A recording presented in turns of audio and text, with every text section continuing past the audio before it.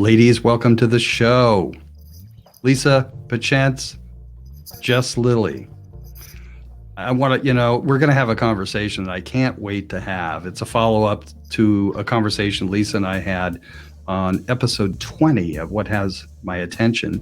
It was titled Women in Strong Leadership, and we'll be most likely calling this one either Women in Strong Leadership, or we'll come up with another one. But why don't you just take a minute to introduce yourself? I would love to. Thanks for having me, John. And Lisa, always lovely to be with you. My name is Jess Lilly. I am a heart-centered leadership coach and professional certified coach. I work with leaders who are building empathy, compassion, intuition, communication to really build effective teams and be fully expressed as leaders to make it their, highest level impact that they can make. So that's my private practice. And I also train coaches with accomplishment coaching. So I am a leader in training with the ICF accredited coach training program, accomplishment coaching in DC. And your website? JessLillyCoaching.com.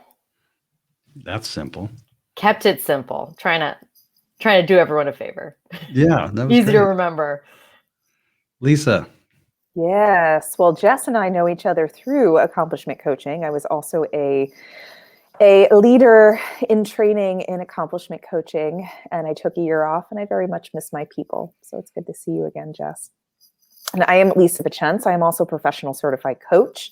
I am an executive life coach for women who hit their own glass ceilings when it comes to their careers and their livelihoods. And they want something different.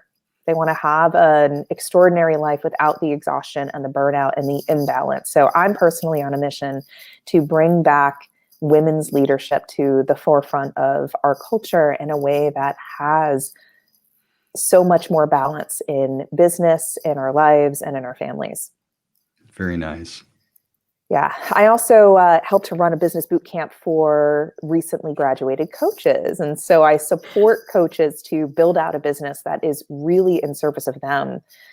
Personally, I think it's an absolute crime that highly trained coaches are out there not having clients banging down their doors, because coaching is such a need in our culture these days. It's the second fastest growing industry in society. So I'm very, very much an advocate of getting trained coaches out there, coaching people, talking about things that are important, and supporting what matters.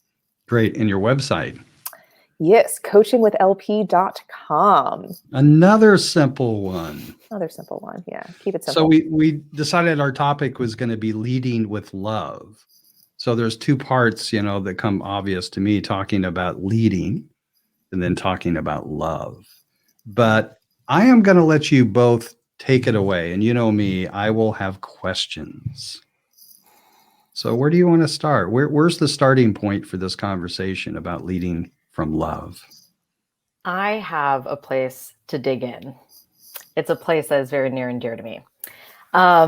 So leading with love, I want to focus in on the love piece for a moment. Let's just start on the love side of things. I was actually just talking to a new, networking acquaintance this morning about this, that when I was raised by a social worker, and I've been what I would describe as a love bug my whole life. I'm a very love-oriented human being. I'm an interpersonally oriented person. Empathy, compassion, nurturing, curiosity, all of that has always come very naturally to me. And my assumption, I didn't know that this was my underlying assumption, was that I could really be a teacher or a social worker with all this love. That the only place I could channel being a really love-oriented person are in these things that are kind of assigned as, okay, yeah, that's where you put your love. If you're a person who wants to bring love into the world professionally, you have to do it there. And so that actually is what had me start out my career in public education. And so my interest, in addition to, training people who are in leadership about how to lead with love, I also talk to those people who are the love people who think okay, my only place is this industry, this industry, this industry, to really open up the horizons about, oh, where could I be a leader? Because love actually matters everywhere. So that's my plug on teachers leading and everywhere. Well, it begs the question, your meaning of love. And does it matter? Doesn't matter. Brene Brown has such a great definition of love. I wish I had it right in front of me. My definition of love, though, I believe that love is a way of being, and it's also a set of actions. So I think that the way of being of love has an element of trust and connection, assumed trust, connection, and an orientation toward care as a way of being, like showing up in your heart, showing up willing to be seen and see other people and embrace all of those things. There's acceptance, there's cares, there's celebration, and there's appreciation, all built into love in a very general focus. But then there's also the doing of love, which is really what is most in service. What is in service of this person in front of me? Mm-hmm. What meeting people's, really showing up for people and be who they need you to be, for them to be fully expressed or to be, to meet their highest and best goals, which is kind of the point of coaching. Like, who do I need to be for my clients for them to self-actualize? I love that. There was a book written, sorry, Lisa, there was a book written years ago by Leo Buscaglia called Love is a Verb. Mm-hmm. So it's sort of a classic, I guess. But I got to get my little pen and paper to write down. I bet a lot of good recommendations are going to come out of this conversation. Oh, you could just come back and listen to or watch the podcast.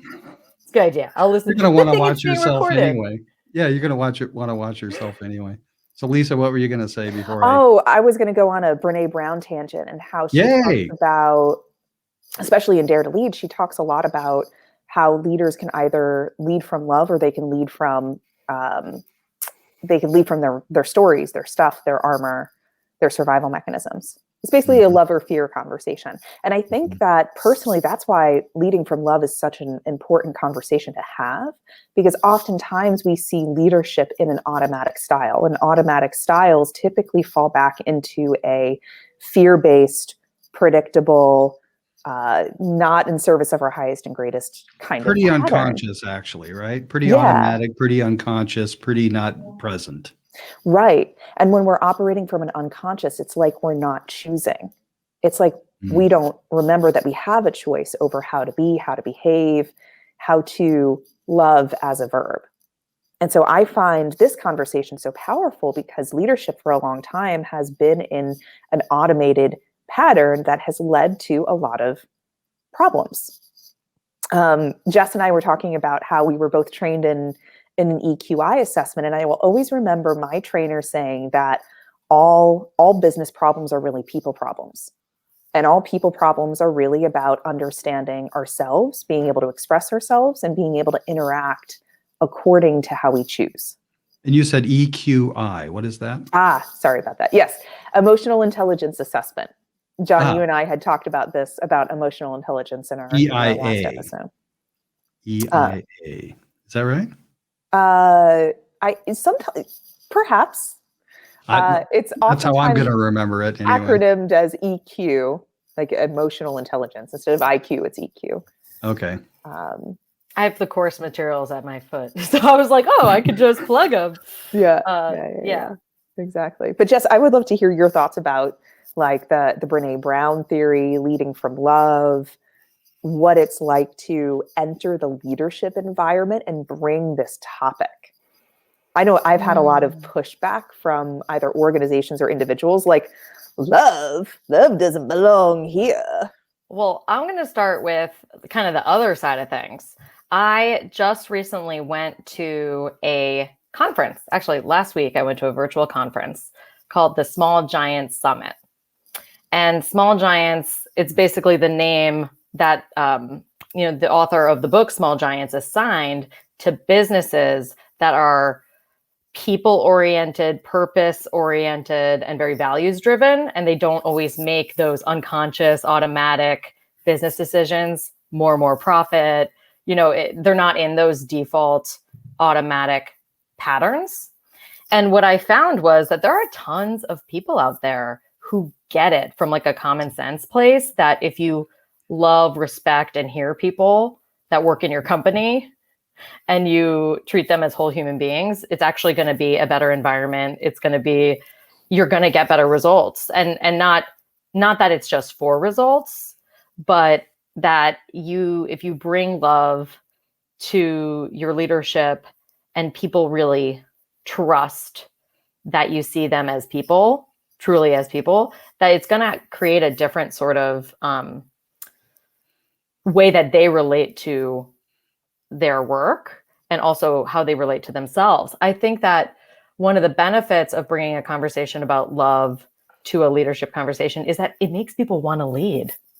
Like when you actually are generating leadership from fear, who would, it's kind of an unattractive, you kind of see some of those more cliche things about leadership come out. Like a lot of the stuff that you talk about, Lisa, like the burnout and the exhaustion and the loneliness, the isolation, and some of these things that people might automatically associate with being the leader.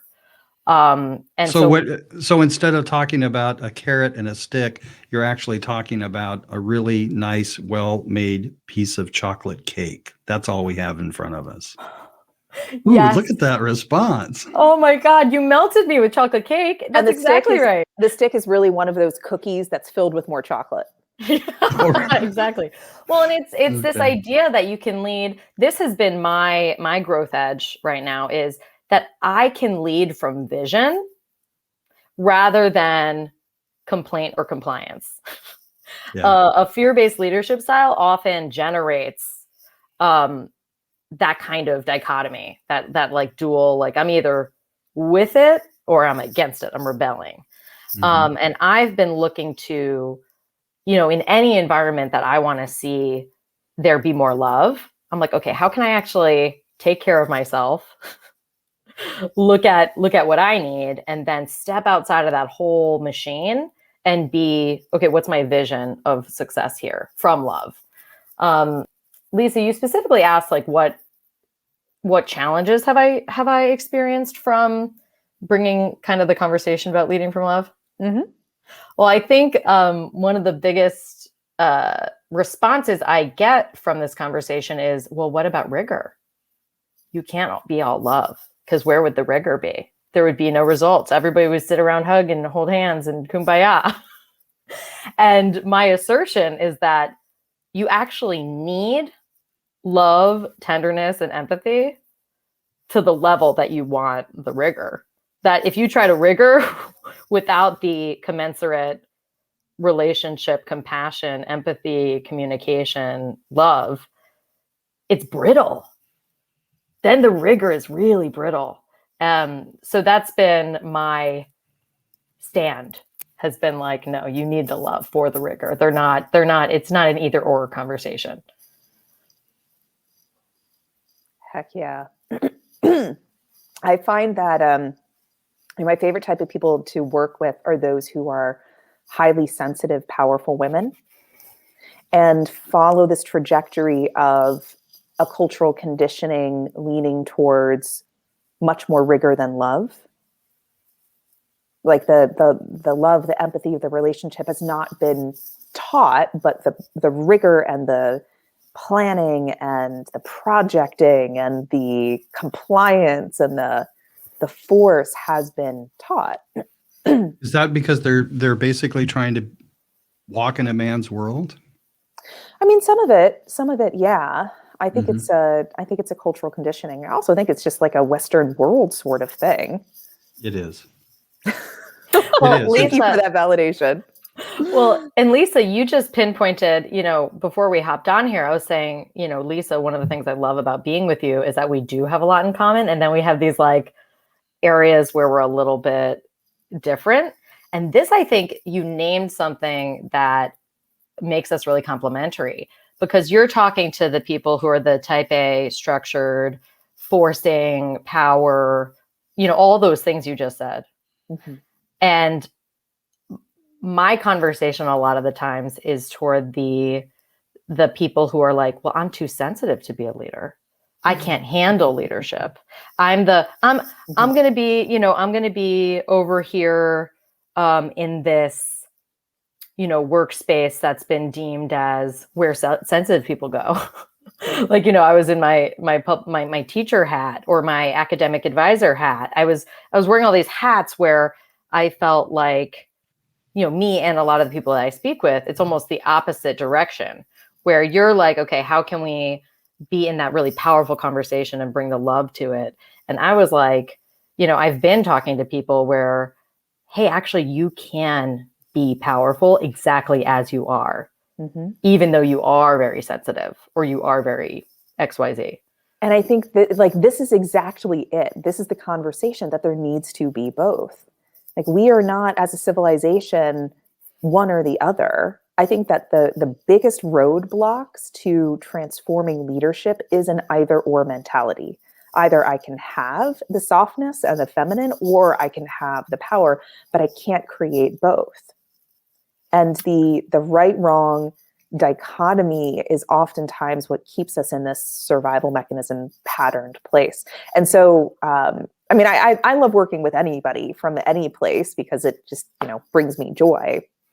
I happen to work with those women who are just like, work harder, fall up the stairs of success, get these great cushy jobs, but have no idea WTF they're doing, because they don't know how to complement their sensitivity and use it and implement it in their work, because I was that person.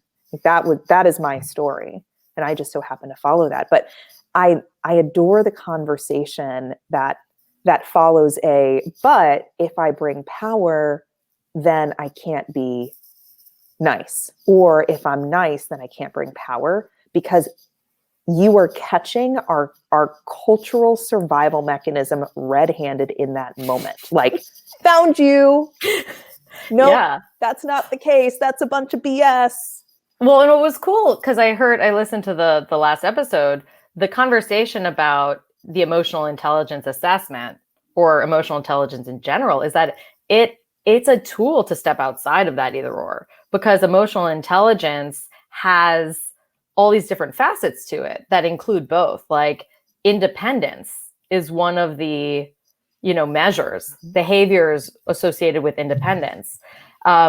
Interpersonal. So the interpersonal is there, the independence is there, the assertiveness is there. Assertiveness is on there.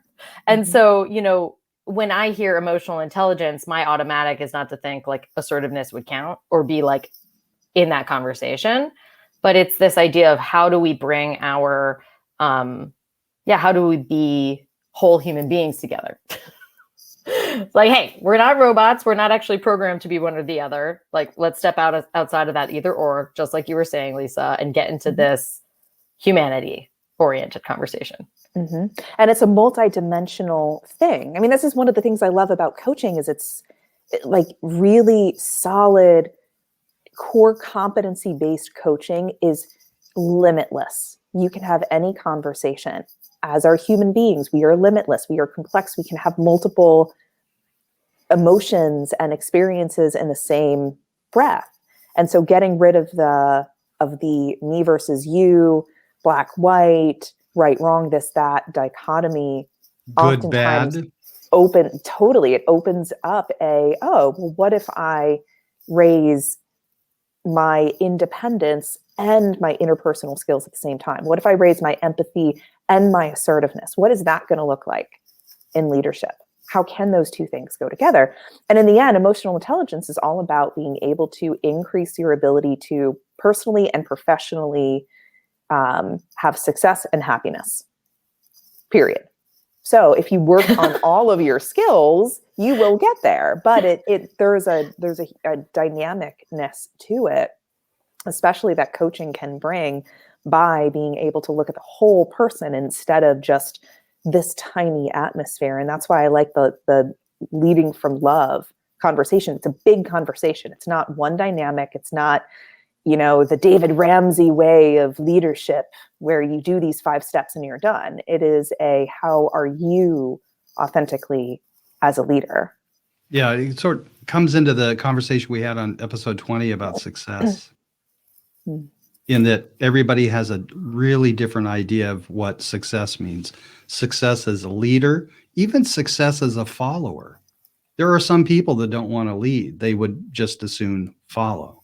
And I spent a large part of my life, once I realized that I was willing to admit that I was wrong, to be really quiet and just follow. Yeah, that's powerful. I think that, John, the first thing that came up for me when you said everyone has a different definition of success is this both and, as coaches would say, like both happen to be true simultaneously, that we want to, one version of success for me, at least, is finding this really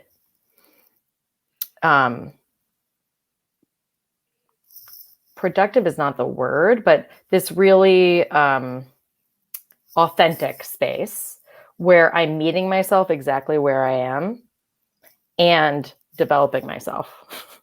I think leading with love, a part of it, in addition to breaking up the either or, it's also saying, hey, we do want to meet people where they are. It isn't always a game about people getting them somewhere else. It's not always the game. Like, John, you said, okay, I was able to see that I was wrong. And I was able to open myself up to being receptive and listening and not knowing. That's a huge skill. So that's an example where you kind of were open to development, a different muscle. But then that also embracing, hey, we can just meet. We also need to embrace people where they are, who they are, as they are. And that's just as important as moving people along. In our culture, we sometimes can get stuck on okay, move it along. There's somewhere for us to get to, which is just as important when it comes to leading with love. So I have a question. Yeah. You both are coaches. No, there was not a disruption in the force. You're both coaches. So what, I don't know what word you use, but what makes a good client or a good student or what makes a good client? Who is a good client? Anybody who shows up to their coaching session. Anybody that shows up. All Actually, it's funny. So I lead these core competency trainings for the ICF Philadelphia. And someone asked me, like, what makes someone uncoachable? We use this word, like uncoachable. Yeah. And the thing is, there's no definition according to the International Coach Federation of what makes someone uncoachable. And so I asked the crowd, and we talked about this for a little bit, and someone said, well, someone who doesn't show up to a session is uncoachable. And I was like, that's really interesting, because as coach, our jobs is to be who the client needs us to be as they show up, wherever they're at. It's actually our jobs to meet them where they are. So if someone is, let's say, being a bad client, which might look like unwilling, unable to have the conversation, in upset, in tears, coach, you're wrong, whatever it is, if their survival mechanism is up and doing things in the, in the session, our jobs is still to relate to them as whole, complete, and incredible wherever they're at. And so as soon as we step out of that and say, well, they're just uncoachable, we're actually stepping out of coach. John, I how you kind of put in earlier, like getting rid of good, bad anyway. Mm-hmm. Like, I have opinions of what's good and bad, but I think in terms of what my preferences are, like, I like working with, it's fun for me to work with this person, or it's interesting or whatever, just from like a human standpoint. But I think that's something that maybe people don't talk about that much, is alignment, and just being a match. I think that something that's really interesting is that in the coach training program, we assign participants with their coaches for the year. And the idea is for everyone to have breakthroughs. So where I am in my development as a coach, from, one of the master coaches might put me with someone and be like, oh yeah, I could see Jess having tons of breakthroughs. And actually a couple of weeks ago, I had a huge breakthrough with one of the people I was coaching in their program, because I had to be something so outside my comfort zone to make a difference for them. I was like, oh man, this is so uncomfortable. So to me, my interest is always for people to get what they came for, transformation, connection, and opening up new possibilities. Like, those are things I value, and something that creates that, whatever partnership or relationship results in that is like a good match to me. That's my interpretation. And whatever kind of stagnates or doesn't quite move things along in that desired direction, yeah, maybe we should refer to someone else. Like, I've referred people, I've been like, this is actually, I think that we're, in a lull as a partnership. What do you want to do about it? Do we reinvent? Do you want me to refer you to someone else? Is there some therapeutic work to do? There's tons of possibilities when you enter that kind of conversation. Yeah. So I was gonna say you're looking in your clients, you're looking for that aha, where the light bulb goes on. And then the other part of that is, I was going to ask you is, I just do this with people, is that when I look at them, I look for the love in them. Because I don't think there's a single person alive that hasn't experienced some level and some degree of love. Yeah. And what this conversation also reminds me of is how important it is for us to always be looking for our own edges and breakthroughs. So similar to what you were saying, Jess, about alignment. Yes, there's alignment. Who is a good match for who as far as your strengths, but what about where your edges are as a coach? And John, to your point about finding where the love is, everyone carries with them a set of biases and judgments and conditioning from their past, because, we're human and we have automatic patterns, and that's just that. So being able to see those biases and those black whites and those good bads and set them aside and inspect them and move them, shift them through choice is so important for us, because then that paves the way for our clients. And so I also have clients that I prefer to work with, because I already know I do great work with them, but I also have clients that I'm like, oh, this is going to be really uncomfortable. Okay. I'll make space for you in my practice. I actually have one that I'm working with right now that I'm really excited to work with, because I know she's going to push my edges. So are you gonna pay her to coach with you? Right. No, I'm just gonna bring a lot of requests to my own coach as to how to be and stand for her breakthroughs. That is a great point, Lisa. A great point, because this is something I take for granted all the time, because in the circle of coaches that me and Lisa kind of hang with, it's the known thing that great coaches have coaches. You got to get coached. You got to be supported to show up at that next level, to have that breakthrough, so that your own stuff doesn't get in the way of your client's agenda and their transformation. John, I really appreciate your intention to see love in people, because I think that, belief that there is love in everyone, and I'm going to go ahead and look for it. So the belief there's love and the intention to go looking for it, that's a really, that's one way to operationalize leading with love. So if I were talking to a client who's been leading from a little bit more of a transactional standpoint, or more domination oriented, hierarchical, whatever, and they're new to the conversation of leading with love. The goal of the conversation is also, how do I actually make this something that someone can dig into? So I just appreciate that example, because that's a really simple practice, but could change so much for people. Yeah, and it's easily demonstrated. If I tell you, and I'm going to tell you now both, in the next couple days over the weekend, you will find a gold shiny object. You will find it. Yeah, the old, you will always find what you're looking for. But your attention has to be on it. What you appreciate appreciates. What has my attention? Yeah, there you go. Yeah. It's there's a phrase for it. It's confirmation bias, right? If we believe that we will find something, we will find it. We will create the circumstances so that we find it. So finding the love in another person, finding the love in coaching them, finding the love in being coached, finding the love in everything we do. Yeah.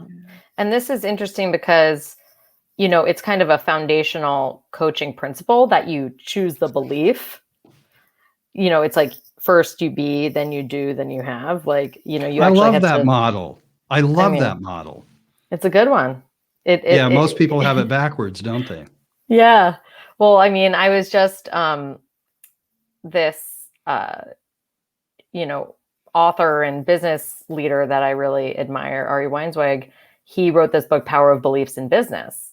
And he stands, so his audience are all these, you know, business leaders, and he really stands for that. Like, you actually have to choose the belief first, and you're not going to want to, because you have evidence, case files for all the evidence of your old beliefs of why you shouldn't trust people and why you need to control everything or blah, blah, blah. And, you know, his call to action, and it's a very coaching call to action, is examine your beliefs and choose ones that are more aligned with your vision and with who you want to be in the world as a leader. It reminds me of Simon Sinek's golden circle talk. People don't buy what you do, they buy why you do it. Because the people that have the strongest beliefs are those that carry the strongest products sustainably. And the most successful companies are the ones that have never forgot their why, i.e. Apple. Yeah. I mean, it's so interesting that you brought up the concept transactional leadership, Jess, because I was thinking about that. I'm like, you know what? There's actually a lot of places for transactional leadership or for exercising the muscle of hierarchy. It's just about, like, is that the only tool in your belt? Is it all about transaction and power dynamic? Or is there a time and place for the leading from love, for the vision? I mean, it's like the game of golf. You have to have a short game and you have to have a long game. It's just a balance of the two. Like, you're always gonna tee off, and you're gonna need a long game and you're gonna need a short game. It's just known. And then there's these things in between called, you know, irons that I just don't understand. I actually don't know if you know this, Jess, but my husband runs a company in New Jersey, a family-owned company, and he's president of the company. There's like 100 people there. He also took the coach training program. So while he's leading this very blue-collar company with a lot of transactional leadership, he also carries with him this leading from love, this be, do, have, and create the belief, have this, you know, big picture frame of mind. And what I love about his style is that he can really pull the levers of both. I actually find myself very jealous of my husband's natural leadership, because he carries a very strong masculine power, like stereotypical leadership dynamic, but he can really bring in what's your vision? Who do you want to be as a leader? What is the creative end goal here? Who are you trying to be? Where are you trying to go? Even in the industry of cement production, it's possible. I think that's so,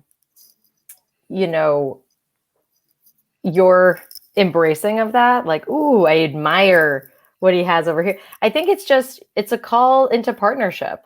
I feel like one of the most transformational things about the last year in my leadership has been, I didn't know it at the time, but I was a little bit hiding over here with all my heart-centered people, all my sensitive, empathetic, compassionate leaders. I'm like, oh yeah, well, I want to work with them and we're good. And I don't really need to deal with all the masculine stuff yet.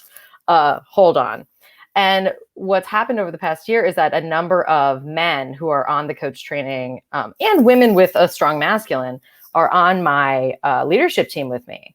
And they have been extraordinary partners, not only in modeling certain skills, like you can imagine, I took the EQI assessment, and assertiveness and independence, those some of the ones that I mentioned before, those are the ones where I'm like, my self-assessment was like, I don't have those. I'm not that. And so what's been cool is how partnership can work. One, modeling.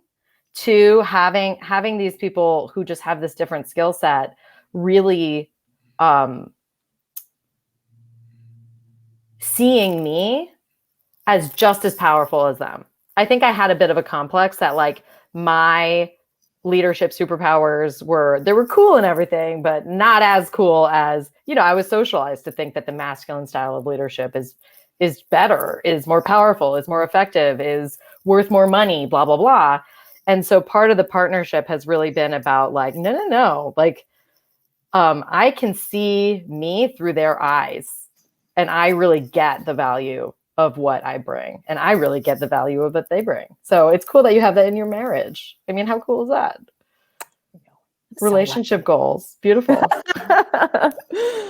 Yeah. When you both think of this, I'm wondering who comes to mind. Who do you know that are women in strong leadership that love? First person that comes to your mind. I mean, Brene Brown was the first person who came to my mind. Yeah. Hi, Brene Brown. Please meet me. Do you think she listens? Yeah. We'll send it to her. So I have two people in mind. Okay. Michelle Obama comes to mind, partly because I just watched her documentary and it was lovely. And she's the type of person who will lead wherever she is, which I really admire, even if she's number two or backstage or at home or on the street. Like, she's just such a natural stand for people and causes. And that to me is absolutely leading from love. You don't need to be in front in order to lead because you love the cause so much.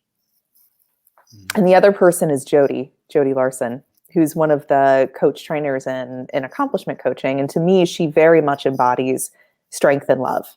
But her strength is her love. It comes off as such a high stand for what you as a human deserve, because you deserve everything. So why are you settling for this monkey business?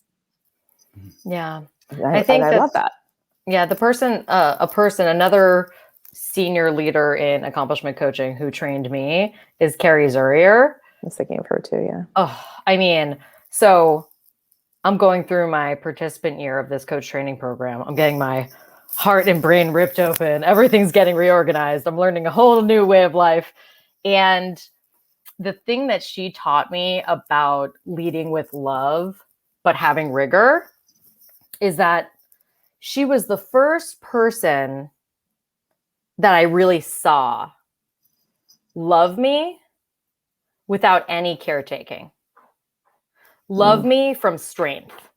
Like, she related to me. I remember I was having this like meltdown moment in the program room where everything was, it was kind of my moment to have the transformational live coaching happen.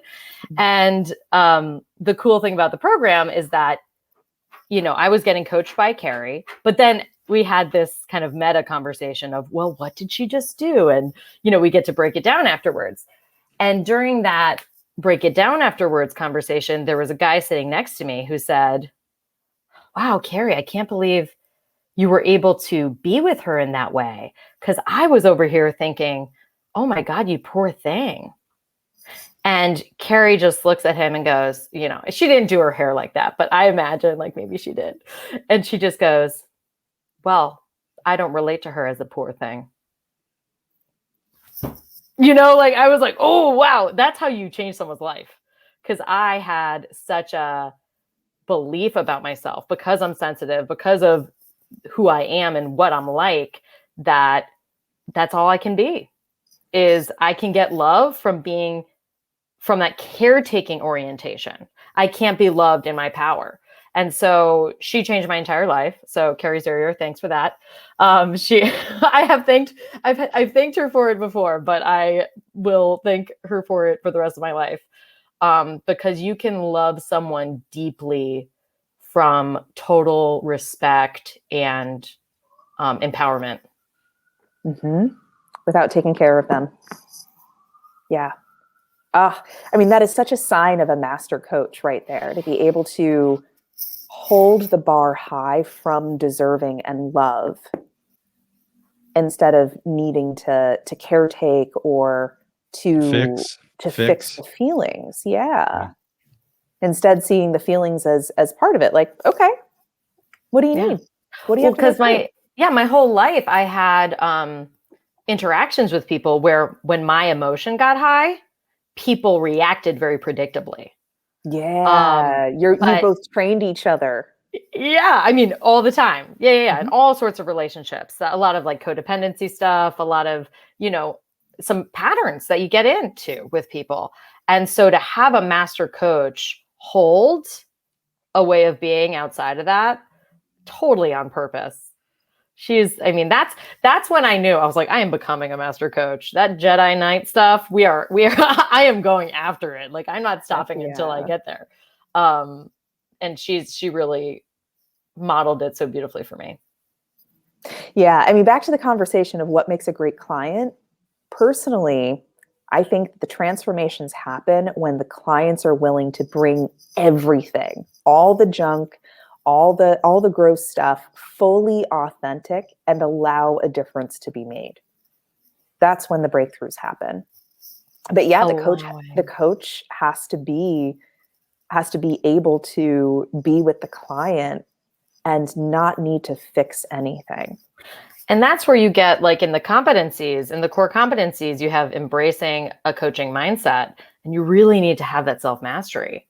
Mm-hmm. Because, I tell people, so I was trained as a teacher. I was trained in all these different types of roles. And so I had to untrain myself, because when my clients are being with a ton of emotion or, certain types of things come up, I can't go into that automatic way that I used to, know to do in the past. So, and of course it's always room for growth. Yeah. There's no destination. I love the phrase, we train other people how to treat us.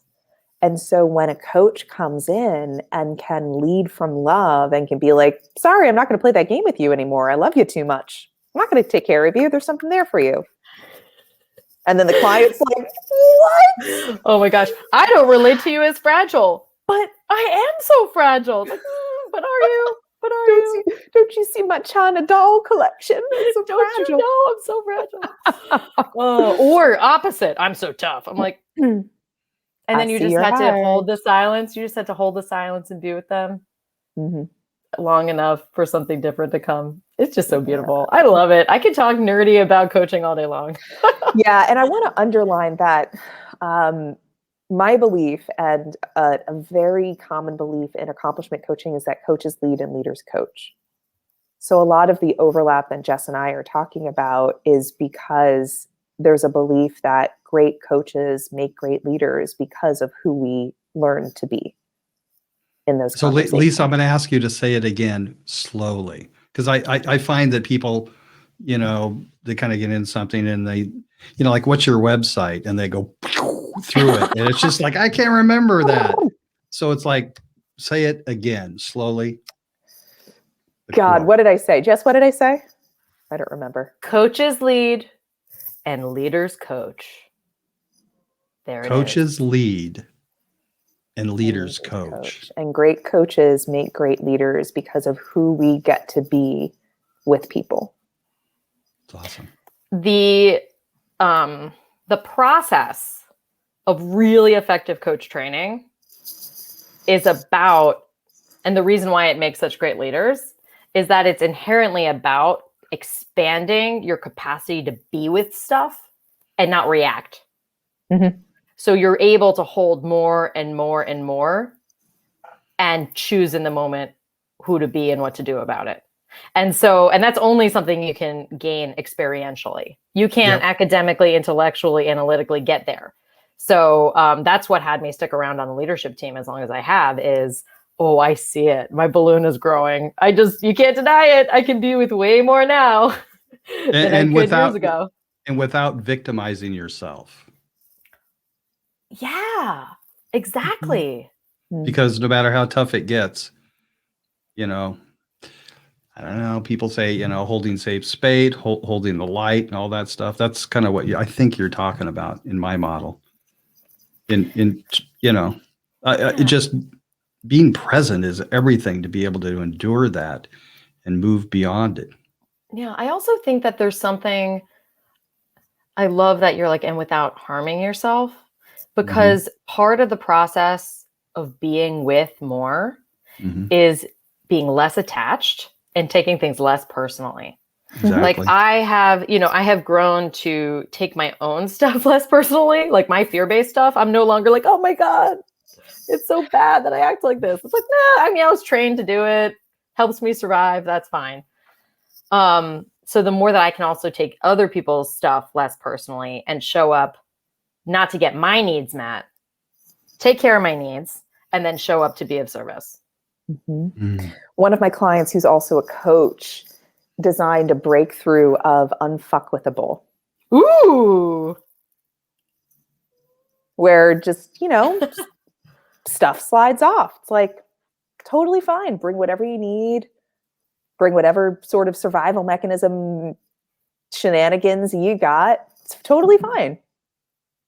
I was just having this conversation about the relationship between reactivity and being ungettable or being so profoundly in touch with self-mastery. Because really the only path to unfuckwithableness and ungettableness is to be reactive a lot.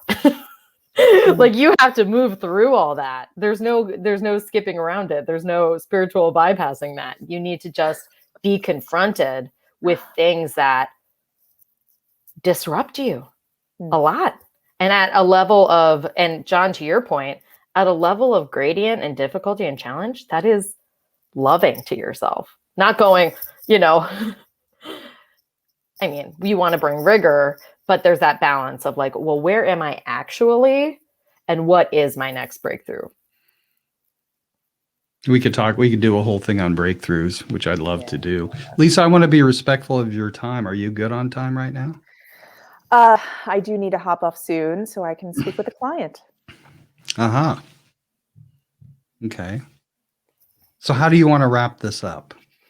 I'd say appreciation and acknowledgement. What do you think? Yeah. Being the coach that I am. I love that. Sounds like love to me. I'm predictable, John. I'm very predictable. Well, I would love to offer some appreciation to Lisa first, if you're okay with that, John. Oh, absolutely. There are no rules here, right? No, right, yeah, wrong. We're making it up. Lisa, I love being one of your people. Every time you reach out to me for a conversation or an opportunity to partner, it keeps building me as a business owner and a coach and a leader because you're someone I admire and love so much. And you're, I love your brand of leadership. I love your heart and power and creativity and who you are for me is just Yeah, a total inspiration. I love you. Love you too. And I feel the same way, Lisa. I love you. I do. Aw. Thanks, John. Love you too. And John, I want to acknowledge you for who you're being for us. I mean, you're a catalyst. You're creating a container for these really important, meaningful conversations that move us forward and everybody that we work with. I mean, this is my, spoiler alert, this is my first ever podcast appearance. You're kidding. I am not kidding. He's a natural, right? No kidding. Natural. Mm-hmm. Well, thank you. But seriously, this is, so if you see me doing any public speaking in the future, you'll know that you planted a seed, John, to really give me a place to bring my voice. So I appreciate it. Well, let me say, and it's a longer conversation, but I'm doing this for me. Okay, because I love doing it. Because I love doing it for you. Oh, that's but cool. Ultimately, the bottom line, I think we do everything we do. Everything we do for us. Yeah, and I really acknowledge, John, all that you've created in order to support women to be fully self-expressed, to carry on the torch of emotional intelligence. And Jess, I'm so in awe of you over and over. Yep. Similarly, in every conversation, you're like a gift that is to be unwrapped again and again. And every layer is different and amazing. And my cat just knocked something fragile off my shelf. So I'm able to get that. So the gift that was given to me today is largely, I am aware of how I hold safe space. But today there was just many things that have been brought into that space that I would find useful in my own way of holding space for other people. And I really, really thank you. And Women in Strong Leadership, this is number 2. So we're just getting started. So you can put that in your pipe and smoke it if you do that sort of thing. I love it. I'll tell my husband that. He enjoys a good pipe. Oh, good. Perfect. Good. Well, thanks for the conversation. This was wonderful. Did you guys get what you wanted? 110%. Same here. So remind everybody how they can get in touch with you. You can reach me at jesslilycoaching.com. And you can reach me, coachingwithlp.com. And you can watch this or listen to this at whathasmyattention.com. Until next time. I was going to say that, but oh, my bad. You're the leadership coach, so it's okay. Once again, there are no rules. All right. This was so Take care. Wonderful. Lots of love, guys. Bye.